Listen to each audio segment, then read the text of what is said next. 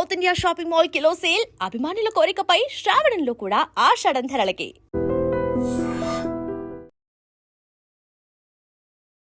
Welcome to I dream. నా పేరు Lumbini. Current discussion లో ఉన్న క్రైమ్ ఇష్యూస్ గురించి మాట్లాడడానికి we have high court advocate T సుభాష్ని గారు with us. Let's talk to her. Madam, Hyderabad లో జరుగుతున్న రీసెంట్ ఇష్యూ, అది ఇష్యూ అంటే ఇప్పుడు బయటపడిందేమో, మేబీ చాలా ఇయర్స్ తరఫు నుండి ఇది జరుగుతుందేమో, చాలా ఇయర్స్ నుండి. ఒక ఫర్టిలిటీ సెంటర్లో సరగసిని అది విమెన్ని ఎక్స్ప్లాయిట్ చేస్తూ సరగసిని ఒక వ్యాపారం లాగా చేస్తున్నారు. అట్ ద సేమ్ టైం ఒక జంట వాళ్ళు పిల్లలు న్యాచురల్గా అవ్వట్లేదని చెప్పేసి ఐవీఎఫ్కి వెళ్ళాలనుకున్నారు.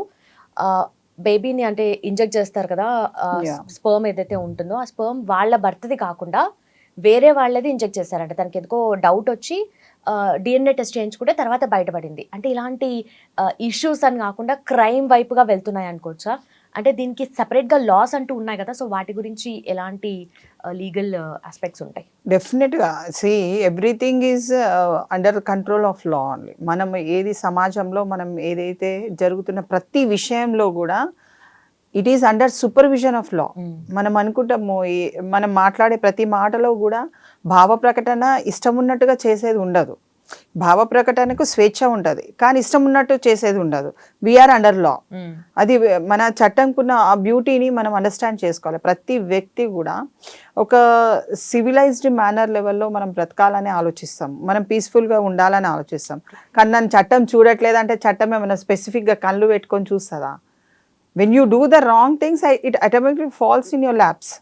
అరే నువ్వు పొరపాటు చేసినావు, నువ్వు ఇట్లా పొరపాటు చెయ్యొద్దు అని ఒకరు వచ్చి చెప్పేస్తూనే ఉంటారు, చట్ట ప్రకారం నువ్వు రాంగ్ చేసినావు.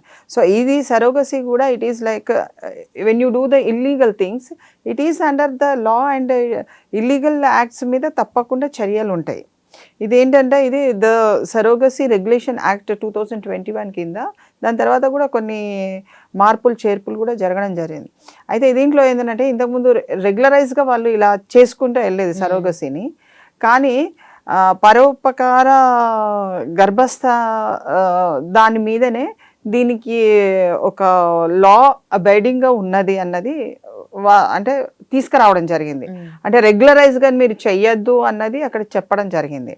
సో ఎప్పుడైతే పరోపకారం అని మనం అనుకుంటున్నామో అది it is not an professional business point of వ్యూలో తీసుకోవద్దు, ఒక వ్యాపార నిమిత్తం దీన్ని చూడకూడదు. అతని అంటే ఎవరైతే మహిళని మీరు అడాప్ట్ చేసుకొని అంటే ఆమెను తీసుకుంటున్నారో కన్సిడరేషన్ ఫర్ సరోగసీకి ఆమె 25 to 35 ఏజ్ గ్రూప్లో ఉండాలి. అయితే మనం ఇప్పుడు విన్న కేసులో ఏంటంటే పూర్తిగా అసలు స్పర్మ్నే మార్చేసింది అన్నది వింటున్నాము. సో ఎనీథింగ్ డిఫాల్ట్గా ఉన్న కేసెస్ని మనం సరోగసీ యాక్ట్ కింద చూసినట్టయితే it is nearly to 1 lakh వరకు మీకు పెనాల్టీ పడే అవకాశం ఉంది.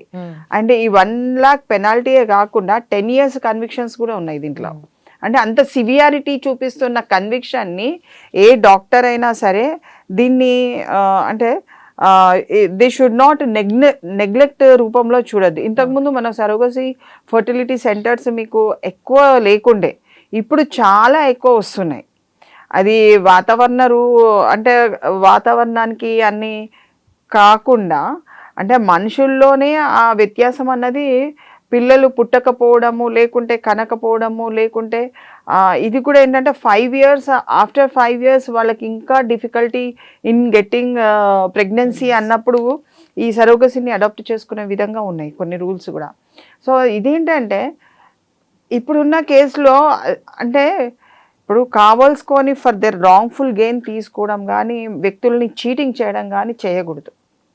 ఇప్పుడు మనకు అంటే సరోగసీ దాంట్లోనే పనిష్మెంట్స్ ఉన్నాయి కాబట్టి ఎక్కువ స్థాయిలలో క్రిమినల్ యాక్ట్ కింద అప్లికబిలిటీ అన్నది తక్కువ వస్తుంది. ఫిర్బి అయినా కానీ అక్కడ చూడవలసిందేనంటే ఎక్కడ మిస్టేక్ జరిగింది.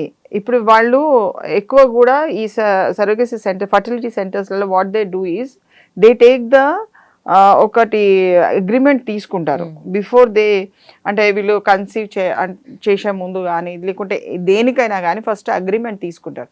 ఆ అగ్రిమెంట్లో దే షుడ్ అంటే స్పెసిఫికల్గా ఏంటి అన్నది దేనికి వాళ్ళు వస్తున్నారు అన్నది ఫస్ట్ నామ్స్ మీద సిగ్నేచర్స్ పెడతారు వాళ్ళు.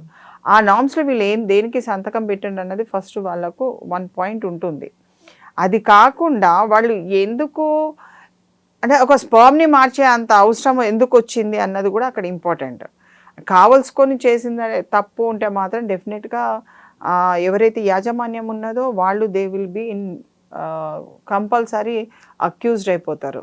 వితౌట్ ఎనీ అంటే ఇంకా మనం అసలు ఆలోచన కూడా అవసరం లేదు.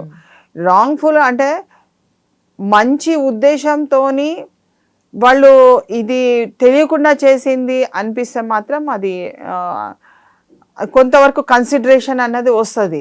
కానీ కావలసుకొని చేసి అంటే మభ్య పెట్టడానికి చేసి వాళ్ళ యొక్క అంటే వాళ్ళ యొక్క హాస్పిటల్ని ప్రపగండ చేసుకోవడానికి మా దగ్గర చాలా సక్సెస్ఫుల్ రేట్ ఉంది అని చెప్పుకోవడానికి మాత్రం అలా చేస్తే మాత్రం తప్పు. అది ఎవరైనా కానీ దానికి శిక్ష అర్హులే. కాబట్టి నేను గమనించింది ఏంటంటే కొంతమంది మాకు ఫ్యామిలీ కేసెస్ వస్తారు. ఆ ఫ్యామిలీ కేసెస్లో ఒక కేసు ఆ అమ్మాయిని ఒక 30,000కి అట్లా మాట్లాడేసి ఆ అమ్మాయిని అంటే ఎగ్ డెవలపింగ్కి వాడుకొని ఆమెకు డబ్బులు కూడా ఇవ్వలేదు. హస్బెండే he was in between the హాస్పిటల్కి క్లయింట్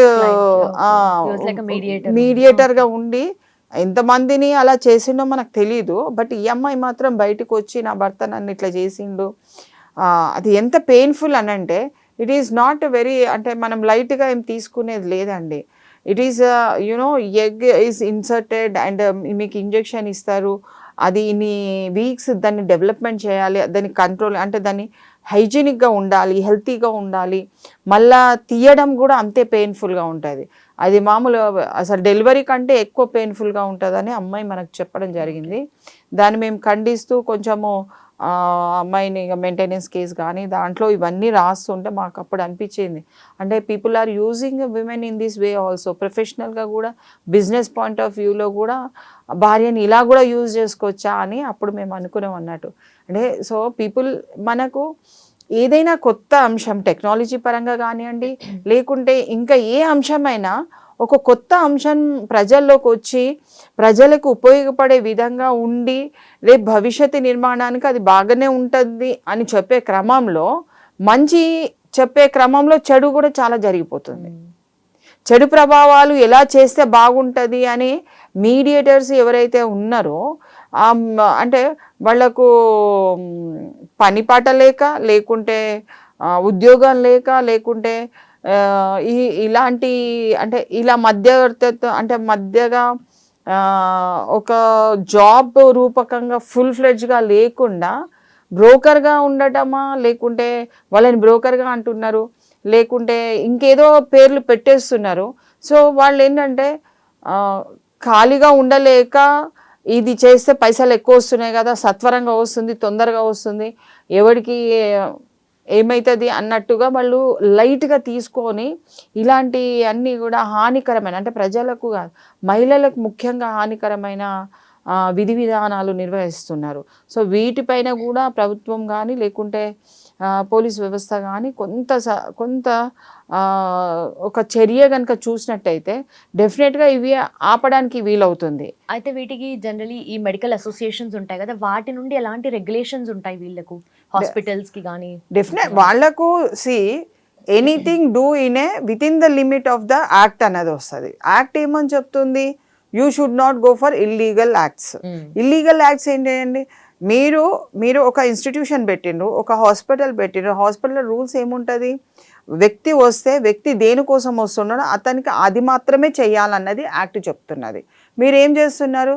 వ్యక్తికి అవసరం లేనిది కూడా మీరు అక్కడ ఇంట్రడక్షన్ చేస్తున్నారు, అంటే ఇల్లీగల్ యాక్ట్ మీరు నిర్వహిస్తున్నారు. సో దానికి ఇప్పుడు దీనికి రూల్ రెగ్యులేషన్ అన్నది విత్ ఇన్ ద యాక్ట్ రూపంలోనే ఉంటుంది. మీరు పక్కకు తీసి పెట్టేది ఏం మాట్లాడేది ఏం ఉండదు. ఎనీ అసోసియేషన్స్ ఉన్నా కానీ if they talk beyond the act they will be under the మళ్ళీ వాళ్ళ మీద కూడా పడుతుంది. So they will not come in to this. ఇలాంటి కేసెస్ ఉన్నప్పుడు అసోసియేషన్స్ కానీ మెడికల్ బోర్డు కానీ వీటిని ఎంటర్టైన్మెంట్ చేయాలి. అన్లెస్ అంటిల్ ఇది బయటికి రాకుండా ప్రజలకు వెళ్ళకుండా ఏదన్నా లోపటగా చెయ్యొచ్చు. వీళ్ళ హాస్పిటల్కి you know you should not give the permissions, license ఇవ్వద్దు, అలాంటి ఏమైనా ఉన్నప్పుడు ఈ బయటికి బాగా వచ్చి వాళ్ళని డిఫేమ్ బాగా అయినప్పుడు they are ineligible to perform this. కొన్ని హాస్పిటల్స్ ఎక్కువ బిల్స్ కట్టకుండా లేకుంటే ఎక్కువ ఇది చేయకుండా అంటే మెయింటెనెన్స్ని సరిగ్గా చేయకుండా ఉన్నాయి లైసెన్స్ తీసేస్తారు కదా. సో అంటే అట్లానే ఇది పెద్ద నేరము. ఎందుకంటే ఇది అంటే మానవులతోని డైరెక్ట్ డీల్ చేసేది, అది కూడా అందులో మహిళ తను 25 years ఉందా లేదా, లేకుంటే ఒక వైఫ్కి ఆమెకి ఏం అవసరం ఉన్నదని నువ్వు అది చూపెట్టకుండా, ఆమెకు అవసరం ఉన్నది నువ్వు చేయకుండా, నువ్వు ఆమెకు చెప్పి చేయకుండా ఉన్నట్టయితే అది ఇల్లీగల్ అంటారు. Okay. So as of now ఇప్పటికైతే జనరలీ చాలా సందర్భాల్లో సరోగసీ గురించి డిస్కషన్లోకి వచ్చింది. సో ఇప్పుడు వచ్చింది కాబట్టి సరోగసీ రూల్స్ ఏముంటాయి జనరలీ, ప్రతి ఒక్కరికి తెలియాల్సిన రూల్స్ ఏంటి? రూల్స్ అంటే ఎవరన్నా లేడీని మీరు ఎవరన్నా మహిళని మీరు తీసుకుంటున్నారు 25 years to 35 ఏజ్ గ్రూప్లో ఉండాలి. వాళ్ళు అంటే ఈవెన్ అన్మ్యారీడ్ గర్ల్స్ని కూడా తీసుకుపోతున్నారు, అది తప్పది. అది అంటే మళ్ళీ వాళ్ళకు ఏజ్ గ్రూప్ని కూడా క్రైటీరియాగా తీసుకోవాల్సి వస్తుంది. వాళ్ళ హెల్త్ కండిషన్స్ చాలా బాగుండాలి, వాళ్ళ హెల్త్ డెటరేట్ అయిపోయి లేకుంటే వీళ్ళు ఇచ్చే మందులకు వాళ్ళ హెల్త్ బాగుండకపోయినా అలాంటి సిచ్యువేషన్స్ ఎదురు కాకూడదు. ఇంకోటి ఏంటంటే both the partners, both the couples should have an understanding. ఆమెని ఇప్పుడు ఆమె సరోగసీ చేసుకున్నది అనుకోండి, చేసిన ఆమె she cannot claim that child is mine. పూర్తిగా ఇప్పుడు మామూలుగా ఎవరికైతే పిల్లలు పుడతారో ఆ పిల్లలకి ఎన్నైతే హక్కులు ఉంటాయో ఈ బిడ్డకు కూడా తల్లిదండ్రుల దగ్గర నుంచి అంతే హక్కులు ఉంటాయి, ఈ కపుల్స్ నుంచి కూడా. సో వాళ్ళు అంటే వేరే వాళ్ళు కన్నారు కదా కాబట్టి నేను కనలేదు కదా అన్నది అక్కడ తీసుకురావద్దు. వాళ్ళదే they are taking their sperms కాబట్టి. సో దట్ ఈస్ నాట్ అంటే వీళ్ళ మీద ఎవరైతే మహిళ తన త్యాగం చేస్తుందో వాళ్లకు ఇన్సూరెన్స్ కానీ వాళ్ళ హెల్త్ కండిషన్ కానీ పరిపూర్ణంగా చూసుకోవాలి. మధ్యలో మాకు సంబంధం లేదు నేను వెళ్ళిపోతా అన్నది అలాంటిది చేయకూడదు, అది చాలా డేంజర్ అన్నట్టు. సో ఇక్కడ ఏంటంటే వాట్ ఎవర్ అది ఇల్లీగల్ యాక్ట్ అని మనం ఎందుకు అంటున్నామనంటే, ఎప్పుడైతే చట్టానికి అతిక్రమించడము అన్నది వస్తుంది. చట్టాన్ని ఎప్పుడు అతిక్రమిస్తారు? తనకు నచ్చని పనిని హాస్పిటల్ యజమాని కనుక చేసినట్టయితే, వాళ్ళు కోరుకున్నది వాళ్ళు ఒక అగ్రిమెంట్లో ఇచ్చిన పద్ధతిని ప్రకారము వాళ్ళు తెలియక సంతకం పెట్టినా తెలిసి సంతకం పెట్టినా చదివి సంతకం పెట్టవలసిన బాధ్యత అన్నది ప్రతి ఒక్కరిపైన ఉంటుంది. ఏమి ఉన్నది నామ్స్, ఏమేం చూస్తున్నారు, అంటే ఏ విధమైన దాని కింద మీకు ఇన్సూరెన్స్ ఏమైనా కవర్ అవుతుందా, లేకుంటే ఓన్లీ ఫర్ సరోగసీ వరకే వాళ్ళు అది డెవలప్మెంట్ ఆఫ్ ద చైల్డ్ వరకే వాళ్ళు చూస్తున్నారా అన్నది చాలా ఇంపార్టెంట్ సంబంధించింది. కాబట్టి మనం ఎప్పుడు కూడా వాళ్లకు సంబంధించింది ఏంటి అన్నది మనం కనుక ఆలోచిస్తే, only one thing we have to remember as a in పర్సన్గా, ఎవరైతే సరోగసీ గురించి వెళ్ళాలనుకునే కపుల్స్కి they should choose a person, ఒక విమెన్ని 25 to 35 age group. That's a general condition అని. ప్లస్ నీ స్పర్మ్ కౌంట్ తక్కువ ఉంటే ఫర్టిలిటీ మళ్ళీ వేరేది వెళ్ళిపోతుంది. అక్కడ కౌంటింగ్ ఇప్పుడు ఉన్న కేసులో కూడా ఆ కౌంటింగ్ సరిగ్గా ఉందా లేదా, వాళ్ళు అందుకే వేరే వాళ్ళని తీసుకొచ్చిండ్రా అన్నది కూడా మనకు తెలీదు. ఎందుకంటే whatever the possibilities are there, doctors will try to do it. But ఇల్లీగల్గా చేయాలి, వాళ్ళ యొక్క రేటు పెంచుకోవాలి, మా దగ్గర సక్సెస్ఫుల్ రేట్ ఉంది, ప్రతి క్లయింట్ ఎవరు వస్తే వాళ్ళని మేము హైప్లో చేసి అంటే బాగా చేసి వాళ్ళని హెల్తీ కండిషన్స్లో బయటికి పంపిస్తాము, చైల్డ్ కూడా చాలా హెల్తీగా ఉంటుందని కొంతమంది చెప్తుంటారు. కొంతమంది మంచి మాస్తు ఉంటుంది, చాలా బాగా డెలివరీస్ చేస్తుంటారు. అంటే ఒక్కొక్కరికి ఒక్కొక్క ఫీల్డ్లో వాళ్ళకు నైపుణ్యత ఉంటుంది. కాబట్టి ఇప్పుడు సరోగసీ రెగ్యులేషన్ యాక్ట్ 2021 ప్రకారము ఏదైతే ఉందో యాక్ట్లో ఉన్న అంశాలపైన వాళ్లకు అవగాహన అన్నది తెచ్చుకోవాలి. ఫస్ట్ వెళ్ళేటప్పుడు they should read the general norms of the surrogacy. అందులో ఏంటంటే వాళ్ళకి కావాల్సింది ఏంటి, బేబీకి కావాల్సింది ఏంటి, ఆ స్పామ్ డొనేట్ చేసి డొనేషన్ ఉన్న ఫండ్ ఆ స్పామ్ని రెగ్యులేట్ దాన్ని ఒక అభివృద్ధి చేసి ఒక బేబీ పుట్టడానికి అవకాశం ఉన్న అన్ని పాసిబిలిటీస్ని they have to take into consideration.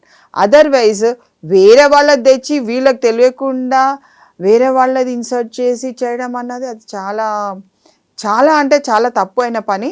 కాబట్టి వాళ్ళకు పనిష్మెంట్స్ కూడా సివియారిటీగా ఉంటుంది. అది 10 years ఉండొచ్చు, 1 lakh ఫైన్ కూడా రావచ్చు వాళ్ళకి, అంతకంటే మించింది కూడా వేరే ఉండొచ్చు.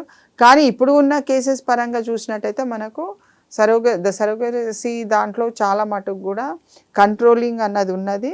అది ప్రొఫెషనల్ బిజినెస్ కాదు. బిజినెస్ పాయింట్ ఆఫ్ వ్యూలో దాన్ని అసలు చూడకూడదు. Done ma'am, thank you so much. నిజంగా ప్రస్తుతం ఉన్నటువంటి సమాజం దేనికి ప్రయారిటీ ఇస్తుంది? ఆర్థిక సంబంధాల చుట్టూ మాత్రమే తిరుగుతోంది. మళ్ళీ ఎన్నికలంగానే చాలా విరక్తి కలుగుతాను. మంచి అనిపిస్తుంది కదా, లేడీస్ కూడా ఛాలెంజింగ్ జాబ్స్ చేసినప్పుడు చాలా బాగుంటది. ట్రాఫిక్ అసిస్టెంట్స్ గా నియమించిన ట్రాన్స్జెండర్స్ అందరితో సాల్యూట్ చేయించుకుంటున్నారు. ఫుడ్ డెలివరీ ఇవ్వటానికి వెళ్ళినటువంటి డెలివరీ బాయ్ అనిల్ పై కళ్ళ ముందు పెళ్ళండి